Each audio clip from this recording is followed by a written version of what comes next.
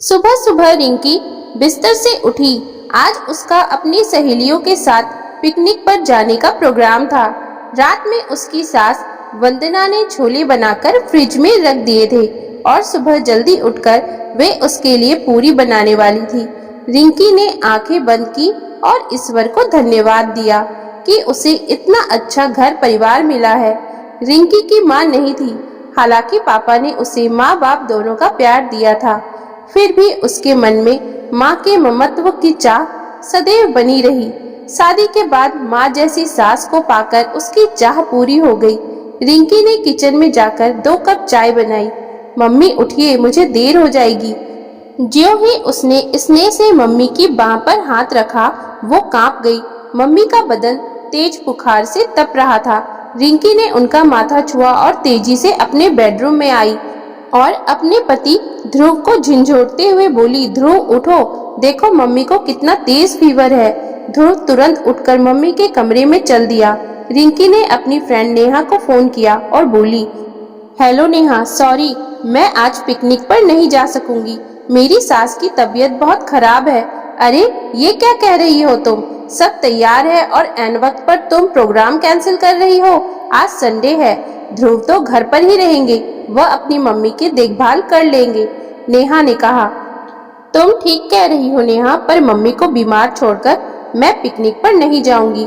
Please Rinki, ज्यादा आदर्शवादी मत बनो, सारा मजा किरकिरा हो जाएगा। रिंकी खींच कर बोली, सॉरी नेहा, फिर कभी सही, कहकर रिंकी ने फोन काट दिया। थोड़ी देर बाद मम्मी भी जाग गई। वो उठने को हुई तो रिंकी बोली, मम्मी लेटी रहिए। और थोड़ी ही देर में रिंकी की सहेलियां रिंकी के घर आ गई और कहने लगी, हम तुझे ये समझाने आए हैं कि इतना आदर्शवादी होना ठीक नहीं है। सास की जरा सी तबीयत खराब हो गई और तुमने प्रोग्राम कैंसिल कर दिया। सहेलियों की बातें सुनकर रिंकी ने कहा, तुम लोग कैसी बातें कर रही हो? मम्मी का ख्याल मैं नहीं रखूंगी तो कौन रखेगा? वास्तव में भूल तुम लोगों की भी नहीं है। मैंने बचपन में ही अपनी माँ को खो दिया था। मन में आस थी कि अपनी सास से माँ का प्यार मिलेगा और मम्मी ने मेरी इस आस को पूरा कर दिया। मैं तो यही जानती हूँ कि निस्वार्थ भाव से प्यार दोगे तो प्यार जरूर मिलेगा। मम्मी ने जीवन में बहुत संघर्ष किया है, बहुत दुख सहे हैं। तुम लोग कभी उनकी डायरी पढ़ो तो तुम्हें एहसास होगा। मम्मी डायरी लिखती हैं, हमें भी दिखाओ, सपना ने कहा। रिंकी कमरे में से एक डायरी उठा लाई और अपनी सहेलियों को देते हुए बोली, तुम लोग डायरी पढ़ो, तब तक मैं बढ़िया सा नाश्ता बनाती हूँ। नेहा और सपना मम्मी की जीवन गाथा पढ़ने बैठ गई। डायरी में लिखा था, मैं वंदना माथुर प्रेम विवाह को सुख की गारंटी समझ बैठी थी। विवाह को 6 माह ही बीते होंगे कि हम दोनों में एक टकराव की स्थिति पैदा होने लगी। उनके उग्र और शक्की स्वभाव के कारण आए दिन घर में तनाव रहता था। मैं पब्लिक स्कूल में इंग्लिश की अध्यापिका थी। स्कूल से घर लौटने में थोड़ी भी देर हो जाती तो मैं सवालों के कटघरे में खड़ी कर दी जाती। मैं जितनी संवेदनशील थी वो उतने ही भाव शून्य थे। ध्रुव के जन्म के बाद मुझे लगा स्थिति में सुधार होगा, लेकिन ये आशा भी छलावा थी। घर के झगड़ों का असर धीरे धीरे ध्रुव पर पड़ने लगा था। वह अधिकांश समय सहमा रहता, दूसरे सामान्य बच्चों की तरह न तो शोर मचाता, न ही खेल कूद में अधिक रुचि लेता। वक्त सरकता गया और हमारे बीच की दूरी उस समय एक गहरी खाई में बदल गई। जब मुझे पता चला कि उनकी जिंदगी में दूसरी स्त्री है। गीता समीर के ऑफिस में काम करती थी। मैंने पहले उसे एक पार्टी में देखा था। जिस अधिकार से उसने समीर को थामा था, वह बात मेरे मन को खटकी थी, पर समीर के प्रति अविश्वास नहीं उपजा था। हाँ, अब मुझे समझ में आया क्यों वह बेवजह मुझ पर शक करते थे। उनके मन में एक गिल्ट थी जो उन्हें कचोटती रहती थी। एक दिन अपनी एक साथी अध्यापिका के साथ मैं शॉपिंग कर रही थी कि सामने से आ रहे समीर पर निगाह पड़ गई। उनकी कमर में बाहें डाले गीता चल रही थी। उस रात हम दोनों के बीच जमकर झगड़ा हुआ। कितनी बेशर्मी से उन्होंने स्वीकारा था कि वो मुझे छोड़ सकते हैं, किंतु गीता को नहीं। जल्द ही हमने तलाक ले लिया। मैं ध्रुव पर अपना कानूनी हक चाहती थी, जिसके लिए समीर तैयार हो गए। वह मेरी जिंदगी का सबसे कठिन दौर था। लोगों की सवालिया नजरें दूर तक मेरा पीछा करती थी। कभी मैं हमारे असुरक्षित भविष्य की चिंता में घुलती और कभी अपने 5 वर्ष के बेटे ध्रुव की परवरिश करती। वह अपने पापा को याद करके रोता तो उसे संभालना बेहद कठिन हो जाता था। तरह तरह के झूठे आश्वासनों से मैं उसे शांत कर पाती थी। उस समय मुझे किसी अपने की आवश्यकता थी, अतः मैंने अपनी माँ को अपने पास बुला लिया। 1 वर्ष पूर्व पिताजी का स्वर्गवास हुआ था। तब से वह अकेली ही थी। माँ के आने से मुझे काफी राहत मिली। ध्रुव के सब कामों का दायित्व उन्होंने अपने ऊपर ले लिया था। ध्रुव भी नानी के आने से खुश था। देखते ही देखते 1 वर्ष बीत गया। जीवन एक बार फिर पटरी पर आ गया था। एक दिन स्कूल से घर लौटी तो माँ को बिस्तर पर लेटे देखा। उनके पैर में प्लास्टर था। मैं परेशान हो उठी। माँ, ये कैसे हो गया? क्या बताऊं? राशन लेने बाजार गई थी। रास्ते में रिक्शा पलट गया। वो तो अच्छा हुआ ईश्वर ने मदद के लिए विकास को भेज दिया, वरना पता नहीं क्या होता। माँ कुछ क्षीण स्वर में बोली, तुम भी कमाल करती हो माँ। तुमसे किसने कहा था अकेले बाजार जाने के लिए? तभी मेरे सहकर्मी विकास कमरे में आए। उन्होंने टेबल पर दवाइयाँ और फल रखे और बोले, इत्तेफाक से आज छुट्टी पर था, बाजार घूमने निकला था। तभी मेरी आंखों के सामने ही माँ जी का रिक्शा पलटा। विकास ने मदद की, सहारा देकर डॉक्टर के पास ले गया, एक्सरे कराया, प्लास्टर चढ़वाया और अब सारी दवाइयाँ लाया है। कैसी बातें कर रही हैं माँ जी, आप मेरी माँ जैसी हैं। मैंने विकास का दिल से आभार प्रकट किया। विकास और मैं एक ही स्कूल में पढ़ाते थे। उस दिन के बाद से वो अक्सर माँ को देखने घर आने लगे थे। माँ भी काफी घुल गई थी। विकास जब भी आते घर का वातावरण खुशनुमा हो उठता। धीरे धीरे आत्मीयता बढ़ती रही। बातें करते करते विकास का खामोश हो जाना और मेरी ओर खोई खोई दृष्टि से देखना मुझे कहीं भीतर तक छू जाता था। उन नजरों का मतलब समझकर भी मैं समझना नहीं चाहती थी। एक दिन माँ ध्रुव को पार्क में घुमाने ले गई थी। एकांत के उन क्षणों में विकास ने मेरे समक्ष विवाह का प्रस्ताव रखा। मैं हैरत में पड़ गई थी। सोच समझकर संयम स्वर में जवाब दिया था, दूसरे विवाह के बारे में मैंने तो कभी सोचा ही नहीं है। आप अविवाहित हैं और मैं एक बेटे की माँ, ऐसा कैसे संभव है? अविवाहित हूँ तो क्या? तुमसे 4 वर्ष बड़ा भी तो हूँ। मुझे कोई जल्दी नहीं है। तुम अच्छी तरह सोच लो फिर जवाब देना। रात में मैंने माँ को बताया। माँ उत्साहित हो उठी। वंदना, सच कहूँ मेरे दिल में कई बार ये ख्याल आया, पर तुम्हारी नाराजगी के डर से चुप रही। विकास शक्ल सूरत में साधारण है तो क्या, स्वभाव में हंसमुख हैं और हर तरह से तुम्हारी योग्य हैं। कैसी बातें कर रही हो माँ? मैं एक बेटे की माँ हूँ। माँ ने कहा। माँ के साथ साथ तुम एक स्त्री भी हो, ये मत भूलो। पहाड़ से जिंदगी अकेले कैसे काटोगी? कुछ ही वर्षों में ध्रुव बड़ा हो जाएगा, उसकी अपनी दुनिया होगी। तब तुम अकेले पड़ जाओगी। उस समय तुम्हें अपने निर्णय पर पछतावा होगा। बहुत देर तक माँ मुझे समझाती रही। माँ तो सो गई, किंतु मेरे मन में विचारों का तूफान उठने लगा। सच ही तो कहती है माँ, समीर ने दूसरा विवाह कर लिया। जिंदगी की सभी खुशियाँ उसे हासिल है और मेरे हिस्से में क्या आया? बेबसी, घुटन और ध्रुव को पालने का कर्तव्य। मेरी अंतरात्मा ने मुझे धिक्कारा। ये कर्तव्य भी तो मैंने स्वेच्छा से ही हासिल किया है। यदि समीर ध्रुव को अपने साथ ले जाते तो इस कल्पना से मेरा हृदय तड़प उठा और मैंने पास लेटे ध्रुव को कसकर खुद से सटा लिया। मैं तो जी नहीं पाती इसके बगैर।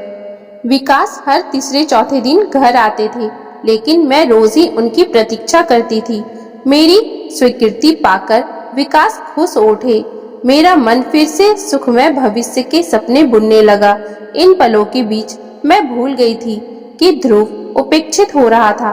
कहाँ वो अपनी क्लास में हमेशा अव्वल आता था और कहाँ अब उसके 2-2 विषयों में लाल निशान थे। होमवर्क भी अक्सर पूरा नहीं होता था। उसमें असुरक्षा की भावना भर रही थी। वह चिड़चिड़ा होता जा रहा था। नए बन रहे संबंधों की उष्णता ने मेरी दृष्टि को धुंधला कर दिया था। एक दिन विकास के साथ बाहर घूमने का प्रोग्राम था। मैं तैयार हो रही थी, तभी रुआंसा सा ध्रुव मेरे पास आया। आंखों में उमड़ आए आंसुओं को पीते हुए बोला, मम्मी मैं भी तुम्हारे साथ चलूंगा। मैं काम से जा रही हूँ बेटे, तुम्हारे लिए ढेर सारी चॉकलेट लाऊंगी। तुम तब तक नानी के पास बैठकर पढ़ो। नहीं पढ़ना मुझे, और चॉकलेट भी नहीं चाहिए। मैं बस तुम्हारे साथ चलूंगा मम्मी। गुस्से के आवेग में वह पैर पटककर चिल्लाया। फिर न जाने क्या हुआ, मेरा पल्ला पकड़कर फूट फूट कर रो पड़ा। मैं खामोश सी खड़ी रह गई। उसका इस तरह का व्यवहार मेरे लिए अप्रत्याशित था। मैंने प्यार से उसके बालों पर हाथ फिराया, बोली, अच्छा रोना बंद करो और तैयार हो जाओ। मुझे लगा ध्रुव को साथ ले जाना अच्छा रहेगा। धीरे धीरे वह विकास के साथ सहज महसूस करने लगेगा, किंतु जैसा सोचा वैसा कुछ भी न हुआ। विकास चुप्पी साधे रेस्टोरेंट में कॉफी पीने बैठे तो मैंने टोका, इतना खामोश रहना था तो आए ही क्यों थे।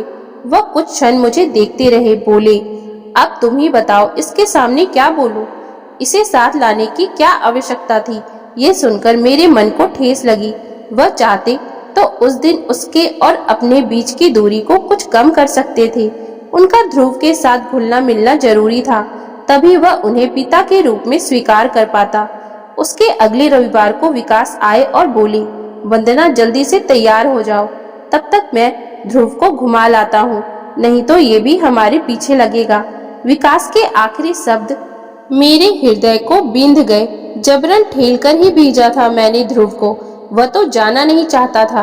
रात में विकास के साथ खाना खाकर लौटी तो माँ ने बताया कि ध्रुव जब से लौटा है न तो कुछ भी बात कर रहा है और न ही खाना खाया है। मैंने सोचा मेरे अकेले बाहर चले जाने की वजह से मुझसे नाराज होगा, इसलिए उसे मनाने के लिए मैं उसके पास लेटी, लेकिन वह उठ गया और अपनी नानी के पास जाकर लेट गया। कोई और समय होता तो मैं उसे मनाकर ही दम लेती, किंतु उस दिन मैं ऐसा कुछ भी न कर पाई। एक अजीब सा अपराध बोध मन को घेरे हुए था, जिससे चाहकर भी खुद को मुक्त नहीं कर पा रही थी।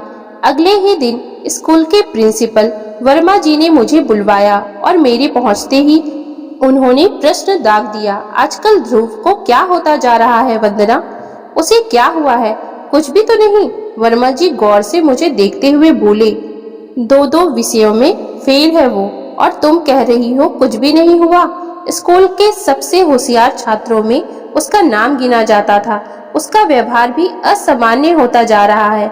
उसकी क्लास टीचर का कहना है क्लास में या तो गुमसुम बैठा रहता है या बेवजह साथियों से झगड़ा करने लगता है।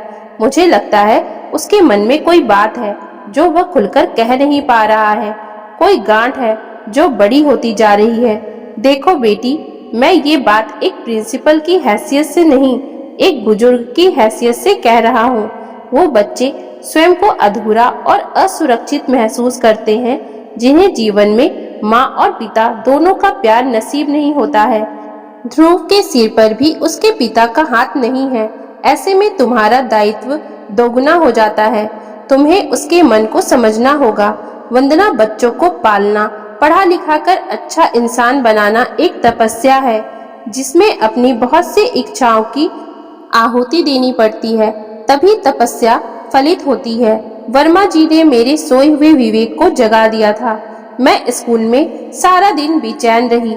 शाम को मैंने उसे नए कपड़े पहनाकर तैयार किया तो वो बोला, मम्मी हम घूमने जा रहे हैं। हाँ बेटा, क्या अंकल के साथ? उसने संकित होकर पूछा। नहीं, बस मैं, तुम और नानी। ठीक है ना? वह कुछ आश्वस्त हुआ। पार्लर में आइसक्रीम खाकर और कैरम बोर्ड खरीदकर हम घर लौटे। रात में उसके पास लेटी तो उसे खुश देखकर पूछ बैठी, अच्छा ध्रुव, उस दिन तुम विकास अंकल के साथ घूमने गए थे, तब तुम दोनों ने क्या क्या खाया था? ध्रुव के चेहरे का रंग उड़ गया। मैंने फिर कुरेदा, बेटा विकास, अंकल तुम्हें कैसे लगते हैं? मेरा हाथ झटककर ध्रुव खड़ा हो गया। उसकी आंखों में गुस्सा और आंसू दोनों झलक रहे थे। वो बोला, मम्मी, विकास अंकल कह रहे थे तुम उनसे शादी कर रही हो, मगर मम्मी मैं हॉस्टल बिल्कुल नहीं जाऊंगा। हॉस्टल? तुमसे किसने कहा तुम हॉस्टल में रहोगी? इस नई बात ने मुझे अचंभित कर दिया था। अंकल ने उस दिन कहा था कि हॉस्टल बहुत अच्छी जगह होती है, हम तुम्हें वहीं रखेंगे। पापा तो छोड़कर चले ही गए, अब तुम भी चली जाओ। मगर मैं कहीं नहीं जाऊंगा, यहीं रहूंगा नानी के पास। मेरा चेहरा फक पड़ गया। अगले दिन विकास आए तो मैं उत्तेजित होकर बोली, तुमने ध्रुव से कहा था कि हॉस्टल में रहना होगा।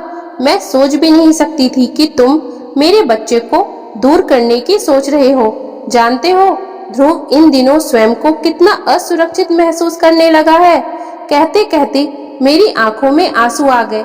विकास ने एक गहरी दृष्टि मुझ पर डाली और शांत स्वर में बोले, उत्तेजित मत हो वंदना, ठंडे दिमाग से सोचो।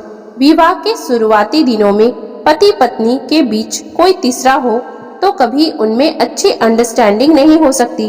ध्रुव साथ रहेगा तो तुम्हारा ध्यान बटा रहेगा, तुम उसमें और मुझ में सामंजस्य बैठाने में लगी रहोगी। इस प्रयास में हमारा रिश्ता प्रभावित होगा, जो मैं सहन नहीं कर सकता। तो तुम क्या चाहते हो? अपनी ममता को तुम्हारी उमंगों पर कुर्बान कर दूं? मैं इतनी स्वार्थी नहीं कि अपने सुख के लिए अपने बच्चे को अपने से दूर कर दूं। मेरी बातों से विकास का मूड उखड़ चुका था। वो गुस्से में बोले, तुम्हें अपने लिए पति की नहीं बल्कि अपने बच्चे के लिए पिता की आवश्यकता है। मेरा पति भी वही इंसान बन सकता है जो मेरे बेटे को बाप का प्यार दे सके, उसे घर से दूर करने की न सोचे। पहले ही तुम्हारे मनोभावों का पता चल जाता तो मैं कभी भी इस राह पर आगे न बढ़ती। विकास उठकर चले गए तब मैंने देखा दरवाजे की आड़ में ध्रुव खड़ा था। उसे अपने सीने से लगा। मैं फूट फूट कर रो पड़ी। मम्मी, मैं तुम्हारा बहुत ख्याल रखूंगा, हमेशा कहना मानूंगा। रुआसी आवाज में कहे उसके शब्दों ने मेरी आत्मा तक को झकझोर दिया। माँ मेरे नजदीक आ बैठी, उनके कंधे पर सिर रख मैं बोली, तुम बताओ माँ। समीर तो छोड़कर चला ही गया, अब क्या अपनी ममता से भी इसे महरूम कर दूं? नहीं वंदना, तुमने बिल्कुल ठीक किया।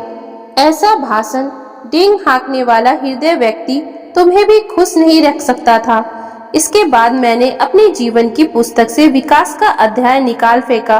भविष्य में फिर कभी भी भटकाव की स्थिति पैदा नहीं हुई। अब जीवन में एक ही उद्देश्य था, ध्रुव को उच्च शिक्षा दिलाकर एक अच्छा इंसान बनाना। समय आगे बढ़ता रहा और अपनी मेहनत और लगन से एक दिन वह भी दिन आया जब ध्रुव सॉफ्टवेयर इंजीनियर बन गया। उसे एक प्रसिद्ध बहुराष्ट्रीय कंपनी में नौकरी मिल गई। रिंकी ध्रुव के साथ उसी कंपनी में नौकरी करती थी। मुझे पता चला वे दोनों एक दूसरे को चाहते हैं, तो मैंने उन्हें प्रणय बंधन में बांधने में विलंब नहीं किया। चांद सी सुंदर बहू घर में आ गई थी। आज सुबह मैंने सुना ध्रुव रिंकी से कह रहा था, मैं 5 वर्ष का था जब पापा हमें छोड़कर चले गए। मम्मी ने सारा जीवन संघर्ष किया है। रिंकी, आज मैं जो कुछ भी हूँ उन्हीं की तपस्या का प्रतिफल हूँ। यदि तुम वास्तव में मुझे प्यार करती हो तो मुझे एक वचन दो, मम्मी का सदैव ख्याल रखोगी, उन्हें कभी अकेलेपन का त्रासदी न झेलनी पड़े। मेरी आंखों से आंसू बह निकले। आज मेरी तपस्या फलित हो गई है। डायरी समाप्त हो चुकी थी। नेहा, सपना और सहेलियां खामोश बैठी अपने विचारों में तल्लीन थी और आंखें नम थी। तभी नाश्ता लिए रिंकी कमरे में आई। क्या तुम लोगों ने डायरी पढ़ ली? नेहा बोली। हाँ रिंकी, तुमने सच ही कहा था। अपने पूर्वाग्रह के पैमाने से ही हम रिश्तों को मापने लगते हैं। अब हमें एहसास हो रहा है कि रिश्तों के प्रति हमारा नजरिया कितना संकुचित था। वास्तव में तुम्हारी मम्मी और उनकी तपस्या पूजनीय है। रिंकी का चेहरा सहेलियों की बातें सुनकर खुशी से खिल उठा। उसे लगा अगर प्रत्येक इंसान इसी तरह से अपने दृष्टिकोण को बदलकर रिश्तों को आत्मीयता से अपना ले तो जीवन कितना आनंदपूर्ण और सहज हो जाएगा। तो दोस्तों, अगर आपको हमारी आज की ये कहानी अच्छी लगी हो तो कृपया आप हमारे चैनल को लाइक, शेयर और सब्सक्राइब जरूर कर लें, जिससे हम आपके लिए और भी अच्छी अच्छी कहानियाँ लाते रहें। Thank you for watching.